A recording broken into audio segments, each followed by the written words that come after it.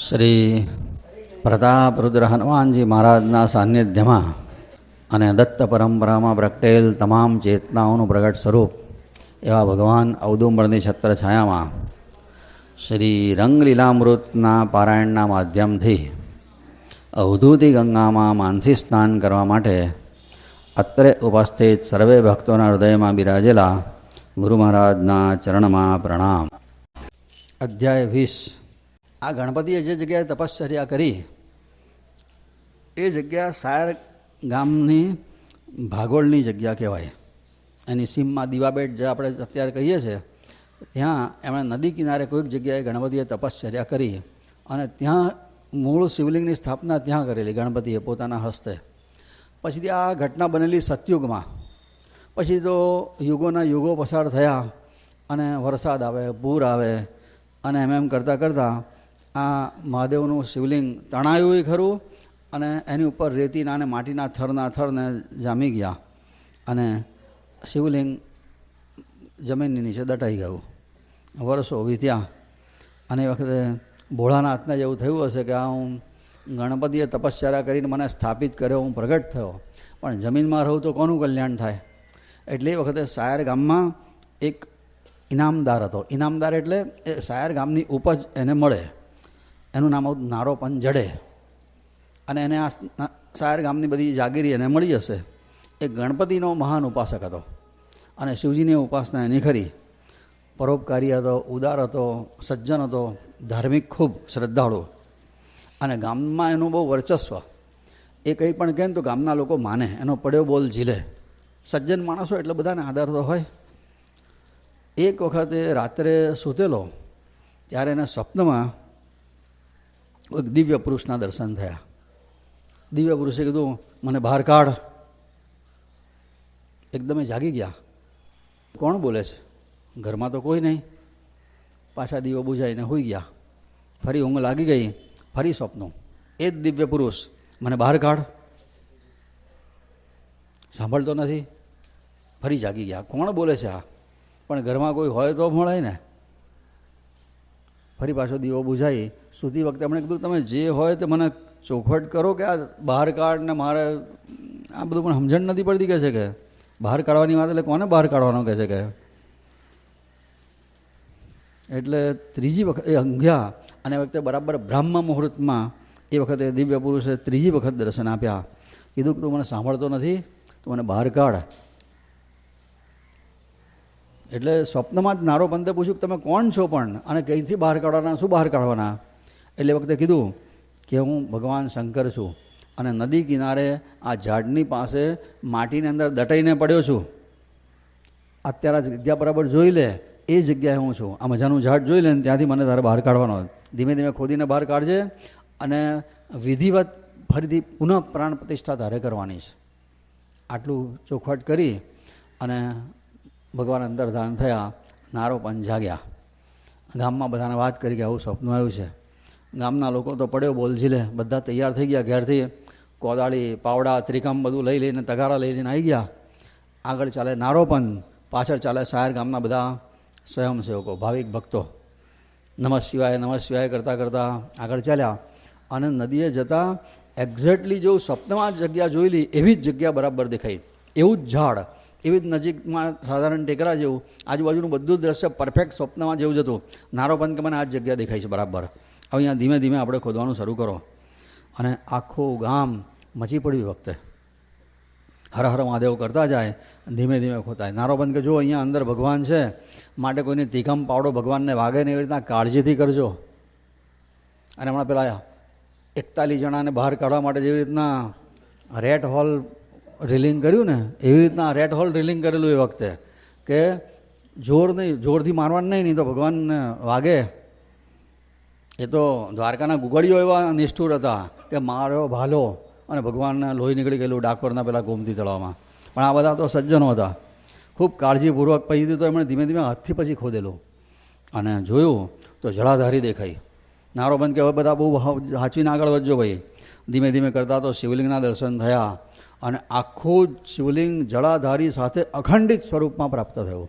બિલકુલ ખરોચ પણ નહોતી આ શિવલિંગને કે જળાધારીના. બધા એક સાથે નમઃ પાર્વતી પતે હર મહા. નારો પંત તો ઊભો થઈને નાચવા માંડ્યા. અરે ભગવાન, તમે મને આટલી બધી કૃપા કરી, મને નિમિત્ત બનાવ્યો.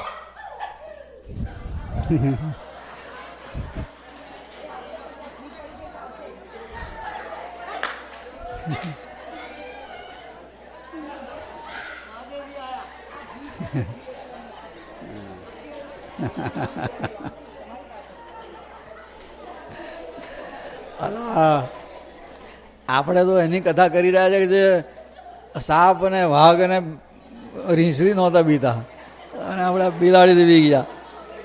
બાપજી એવું હશે અત્યારે તો બાપજી એવું હસી પડ્યા હશે કે આ બધા ખરા વાતો વાઘથી નહીં ગભરાવાના નહીં કરે છે અને આ બિલાડીથી બી જાય.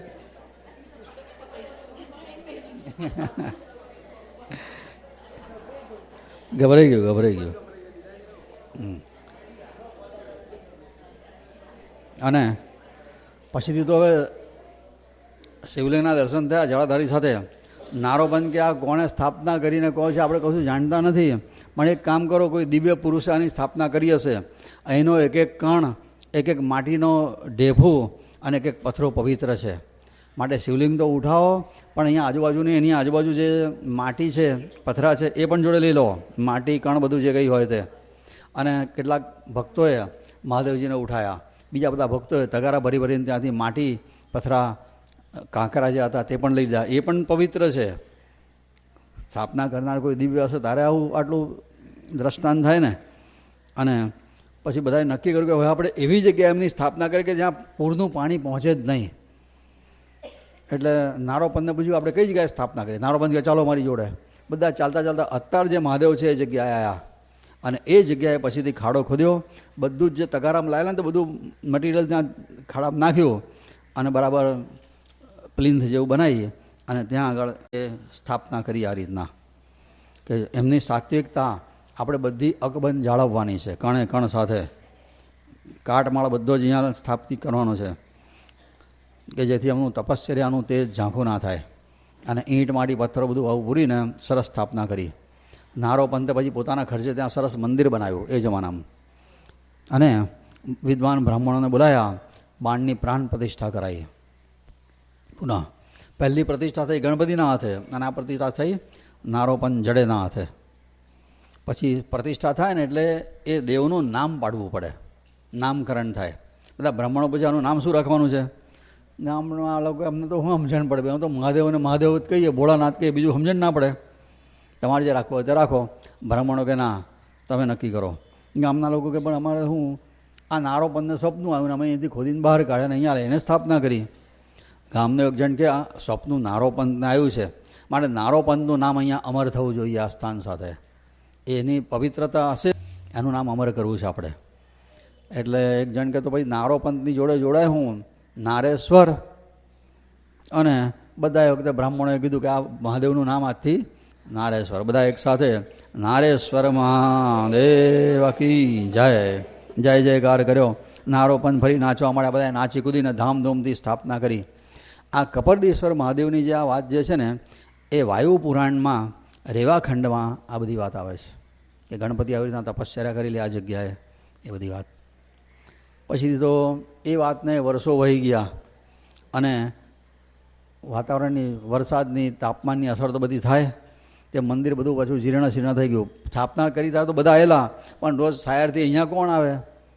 ગામમાં મંદિર હોય તે છોડીને અહીંયા કોણ પૂજા કરવા? તો કોઈ પૂજા કરવા એને આવે ને કંઈ નહીં. તે ઉપરની છત તૂટી ગઈ, બધી ફરસ બધી ઉખડી ગઈ, ઝાડ બધા ઉખડી ગયા, ઝાડ ઉગી ગયા અને તડકો સીધો શિવલિંગ ઉપર પડે એવી સ્થિતિ થઈ ગઈ. વસ્તી દૂર, ચારે બાજુએ કોતરો અને આવું જંગલ. કયો બાપુ અહીંયા આવે?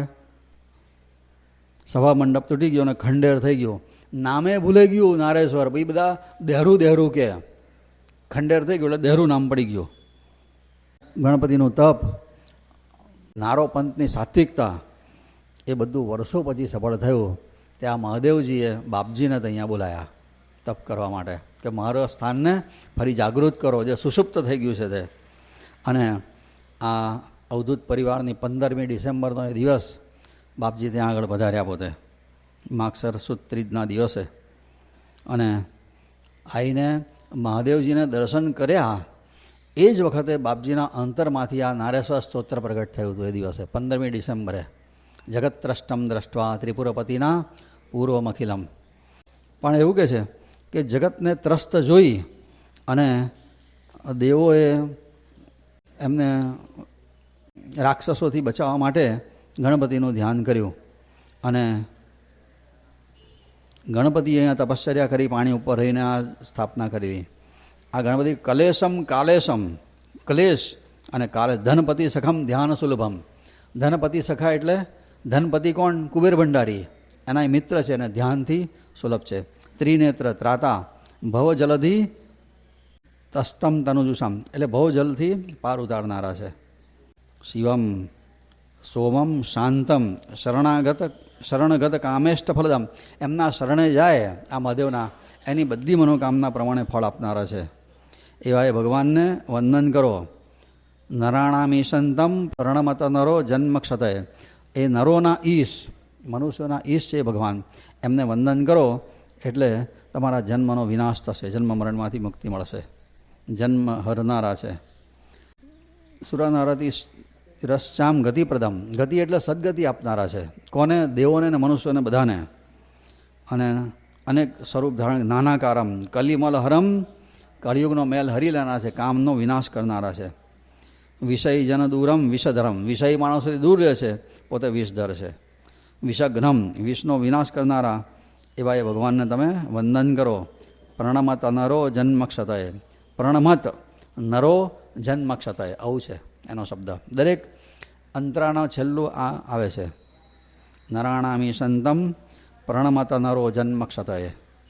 જન્મનો વિનાશ કરનારા છે. વસંતમ રેવાયા. નર્મદાજીના કિનારે વાસ કરે છે. પુલીન ગહને પાવન તમે. પુલીન ગહને એટલે ગહન વનમાં પાવન કરનારા ત્યારે છે. તમે કમ દંતીશમ. ગણપતિના તમે ઈશ છો. ત્રિભુવનપતિ તારક ગતિમ. તારક ગતિ આપનારા તારકના. સુરારાધ્યમ યાધ્યમ પશુપતિમજામ પૂર્ણ વિભવમ. સુરો એટલે દેવો પણ તમારી આરાધના કરે છે. તમે પશુપતિ અને પૂર્ણ વૈભવ આપનારા છો. નતાર્તિઘ્નમ દેવમ એટલે તમને વંદન કરનારનું વિઘ્ન દૂર કરો છો. પ્રણત સુખદમ ભૂતિ કલિતમ. વંદન કરે એને તમે સુખ આપનારા છો. અને ભૂતિ કલિતમ એટલે કળિયુગના બધા વિકારોનો ભસ્મભૂત કરનારા છો. ગિરીશમ પર્વત ઉપર એટલે ગિરીશ કહેવાય. ગોવિંદમ અને ગિરિવર સુતા એટલે હિમાચલની પુત્રી દ્વારા તમે સેવિત છો, એટલે પાર્વતી તમારી સેવા કરે છે. ખલા રાતિમ રાતિમ એટલે ખલ દ્વેષ દાની એ બધાનો નાશ કરનારા છો. એવા એ ભગવાનને વંદન કરું. સૂરનર મુનિ વંદૈર વંદનીયોને છો. સૂર નર મુનિ વંદો બધા તમને વંદન કરે છે. અને ધનુજ કુલ નિહંતા રાક્ષસોના કુળનો વિનાશ કરો છો. ભીતિ હરતા છો. સપદી શિવ વેદાતા મોક્ષદાતા રામ તમે મોક્ષ આપનારા છો. અને આ શ્લોકનો કોઈ સપ્તકનો અહીંયા જે પાઠ કરે તો એ પવિત્ર થાય છે અને શિવલોકમાં એને બધું સુખ પ્રાપ્ત થાય છે. સવારે અને પ્રદોષ સમયે 2 વખત આ સ્તોત્રનો પાઠ થઈ શકે છે. આવી રીતના બાપજીએ 15મી ડિસેમ્બરે આ સ્તોત્રની રચના કરેલી મહાદેવજીના દર્શન કરતાં કરતાં ત્યાં પહેલી વાર આવ્યા ત્યારે.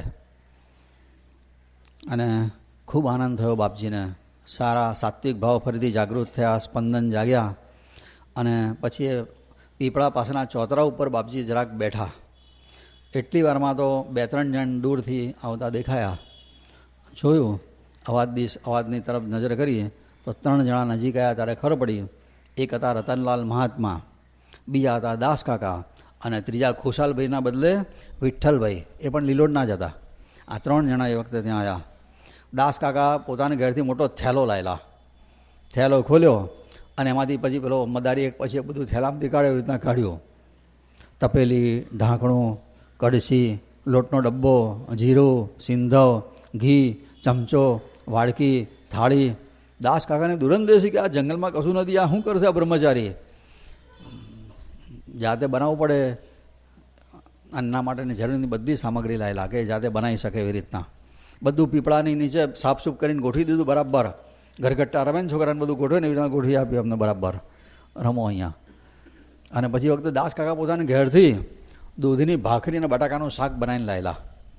અને બાપજીએ 15મી ડિસેમ્બરે વહેલું આ મહાદેવજી પાસે પીપળાના ઝાડ નીચે બેસીને આ દાસ કાકાના ઘરની ભિક્ષા પહેલી વાર કરી. ભાખરીને બટાકાનું શાક. 15મી ડિસેમ્બરની આ વાત. દાસ કાકાના હાથની ભિક્ષા નારેશ્વરમાં પહેલી વાર બાપજીએ લીધી. પછી દાસ કાકાને થયું કે આ કઈ અનુષ્ઠાન કરશે, એટલી વખતે એમણે પોતે દૂરંદેશી વાપરી લીલોડ સાયરથી કેટલાક સેવાભાવીને બોલાયા અને જોતામાં જે આપણે લીમડો છે ને પગથિયા ઉતરીએ ત્યાં કરાઠાની વાળની ઝૂંપડી બનાવી આપી કે કમસે કમ ડિસેમ્બર મહિનો છે, હજુ તો ડિસેમ્બર જાન્યુઆરી ફેબ્રુઆરીની કડકડતી ઢાળ સહન કરવાની છે અને પવનના સુસવાટા વાગે તો બ્રહ્મચારી કરે હું, એટલે પવનના સુસવાટા ના વાગે એના માટે કરાઠાની વાડની સરસ ઝૂંપડી બનાવી આપી. બધી સામગ્રી પણ અંદર પણ બધું સાફસૂફ કરીને ફર્સ્ટ ક્લાસ લીપણ બીપણ કરાવી આપ્યું દાસ કાકાએ, કંઈ બાપજીને તકલીફ ના પડે. કેવી સેવા ભાવના હશે, કોઈ પરિચય નહીં, પણ આવી સેવા ભાવના આજે કોના ખરેખર ના દેખાય કોઈનામાં. ગમે એટલા તેજસ્વી સાધુ હોય ને તો ભાઈ સારું ભાઈ જમીન જતા રહો, બહુ વધારે કોઈ મદદ કરવા તૈયાર ના થાય.